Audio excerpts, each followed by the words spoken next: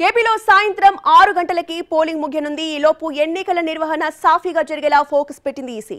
హింసాత్మక ఘటనలు జరగకుండా జాగ్రత్తలు తీసుకుంటోంది. ఇక పోలింగ్ బూత్ల ఆక్రమణ జరగకుండా కూడా చూడాలని పోలీసులకి ఆదేశాలు జారీ చేసింది. ఇక ఈసీ ఆదేశాలకు సంబంధించిన లేటెస్ట్ అప్డేట్స్ ని మా ప్రతినిధి పిఎంఆర్ చంద్రశేఖర్ అందిస్తారు.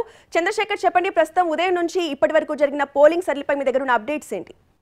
మొత్తంగా పెద్ద ఎత్తునైతే పోలింగ్ కేంద్రాల వద్దకు పోలింగ్ స్టేషన్ల వద్దకు ఓటర్లు తరలి వస్తున్న పరిస్థితి కనిపిస్తుంది. అట్ ద సేమ్ టైం కొన్ని నియోజకవర్గాల్లో కావచ్చు, కొన్ని జిల్లాల్లో కావచ్చు పెద్ద ఎత్తున ఆందోళన కార్యక్రమాలు, అలాగే హింసాత్మక ఘటనలు కూడా చోటు చేసుకున్న పరిస్థితి కనిపిస్తుంది. పోలింగ్ ప్రారంభం కాకముందే మాచర్ల లాంటి నియోజకవర్గాల్లో అయితే పెద్ద ఎత్తున హింసాత్మక ఘటనలు జరిగాయి. అలాగే తెనాలిలో ఎమ్మెల్యే స్వయంగా ఒక ఓటర్ను కొట్టారన్న అభియోగాలు వచ్చాయి. మరొక వైపు పొంగనూరు, పీలేరు, అనంతపురం, తాడిపత్రి, దాంతోపాటుగా నరసరావుపేట, సో ఇటువంటి సంఘటనలన్నీ కూడా ఉదయం నుంచి కూడా కొన్ని జిల్లాల్లో జరుగుతున్న పరిస్థితి కనిపిస్తుంది. తాజాగా కొద్దిసేపటి క్రితం కూడా అవినిగడ్డ వంటి నియోజకవర్గాల్లో కూడా కొంత ఆందోళనకరమైన పరిస్థితులు, రెండు వర్గాల మధ్య గొడవలు జరుగుతున్న పరిస్థితి కనిపిస్తుంది. అలాగే నెల్లూరు జిల్లా గూడూరులోను, అలాగే పల్నాడులోని కొన్ని గ్రామాల్లోనూ, అలాగే పెనమలూరు, పీలేరు, దీంతోపాటు పొంగనూరు, నరసరావుపేటలో అయితే ఏకంగా రబ్బర్ బుల్లెట్లను కూడా ప్రయోగించాల్సిన పరిస్థితి కనిపిస్తున్న నేపథ్యంలో పూర్తిగా ఇక ఎన్నికల అంటే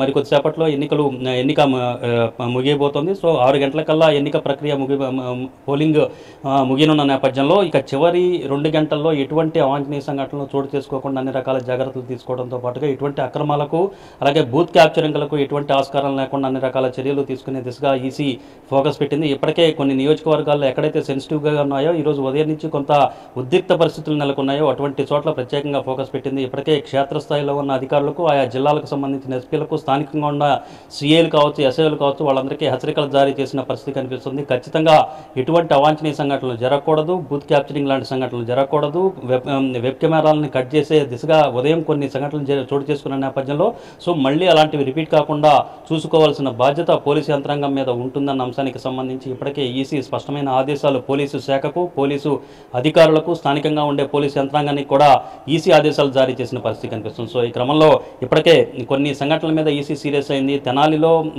ఎమ్మెల్యే శివకుమార్ ఎవరైతే ఉన్నారో ఓటర్ని కొట్టారన్న అభియోగం ఎక్కడైతే ఉందో ఆ అంశంతో పాటుగా మాచర్లలో జరిగిన ఉదయం పోలింగ్ ప్రారంభం కాకముందే హింసాత్మక ఘటనలు చోటు చేసుకున్నాయి. అలాగే అనంతపురం